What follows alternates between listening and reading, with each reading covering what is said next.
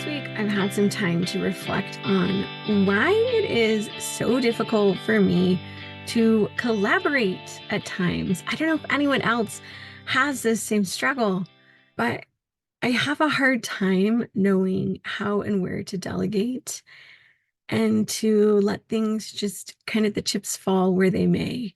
So there have been a couple of dynamics within my family, and I'm feeling overwhelmed right now and trying to keep up with a lot of things and finding that instead I am feeling as if I'm keeping up with nothing.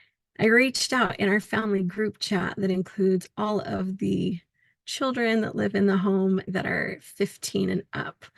And Dave and I, my 9 and 11-year-old children have Gab watches, and so they aren't able to be part of the family group chat. And I reached out and I just said, recently I am the only one who does any dishes.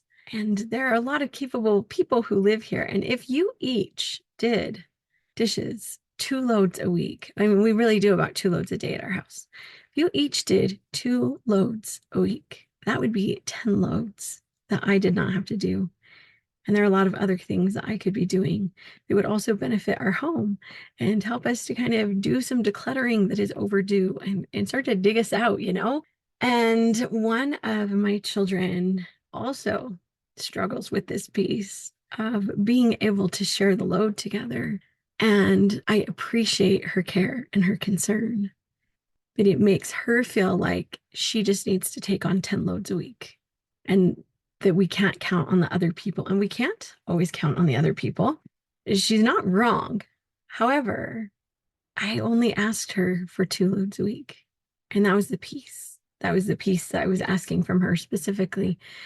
And I was thinking about how that relates to the way I do life and how people, when they reach out to me and they ask for my 2 loads a week, how I feel like my 2 loads has to be the equivalent of 10.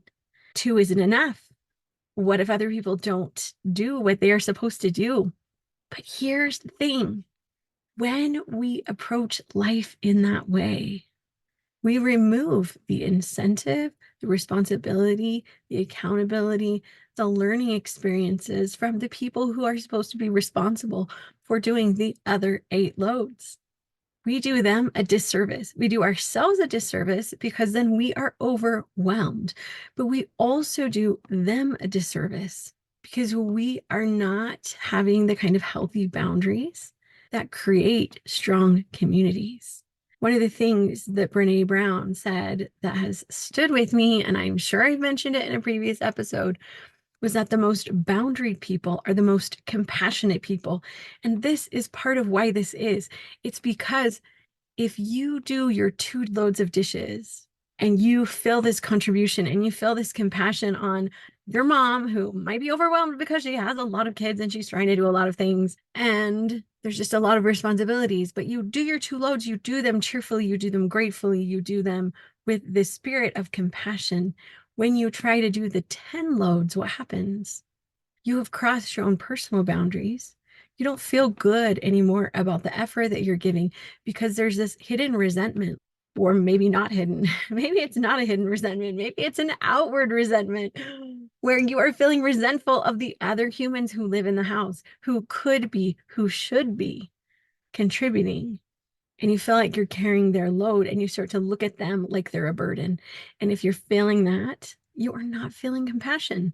You are feeling all kinds of things that are not compassion.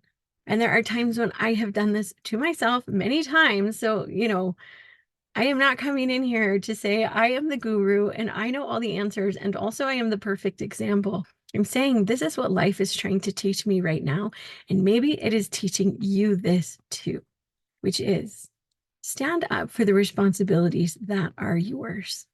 Take hold of them. Fill your cup. Make that a priority for you. Do the things that you need to do. And when I talk about self-love and self-care, so often we want to feel like it's this selfish thing.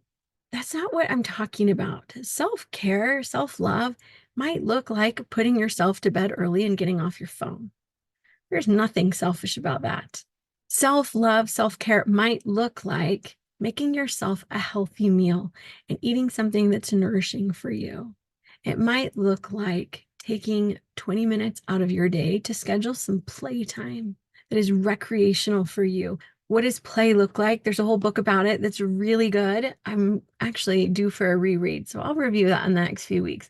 But the science of play, you will be a more productive, a more fulfilled, a happier, more creative human if you make time for play.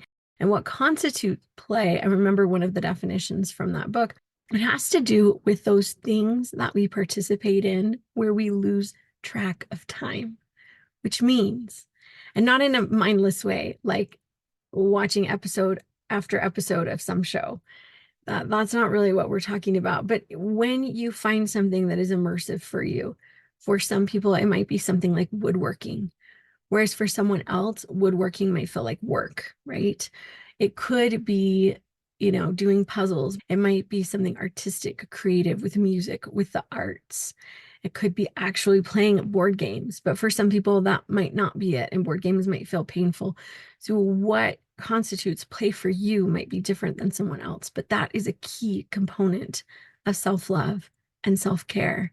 And that is actually something that came out in the episode that just dropped on Wednesday in my interview with Rebecca Spadden, where she talked about scheduling time for play and how much value that there was in doing that. When we do these things, the small and simple things, moving our bodies, taking care of ourselves, taking care of our physical, emotional, spiritual, physical, intellectual health. And when we do the 2 loads a week that we're being asked to do and not do the 10, then sometimes we might do 3 or 4, right? We might do a little bit extra because we can be in this place where we can serve with compassion from the overflow. And I am not the best example of this. I am working to become a better example of this, because where do you think my daughter learned to have that attitude? I think she came by it honestly. And I think that's some of the behavior that I've modeled, is that some people can be counted on and some people cannot. And if the people who can't be counted on aren't showing up for you, then you just have to do it all. But I think it's also okay if some things don't get done. I think it's also okay if you get extra paper plates. I think it's also okay if you hold some boundaries. I could enforce boundaries such that they lose certain privileges when they're not stepping up and contributing. I could sit down and talk to them one-on-one and say how important this is and that I value their family contributions. There are things that I can do, and then we don't need to feel powerless in it. We can sit down and hold a family council and talk about this dynamic. And we're not always going to get it right. There's a lot of ADHD here. So sometimes there are good intentions that aren't going to be followed through on. There is a place for us giving grace. But I think the lesson that I'm reminded of is to do my part, including caring for me, modeling that for my family, and letting some of the other things go, not in a resentful way, but in a way that I chose that. And then to do the service that I can in a way that then is boundaried and compassionate and comes from a different energy in the home.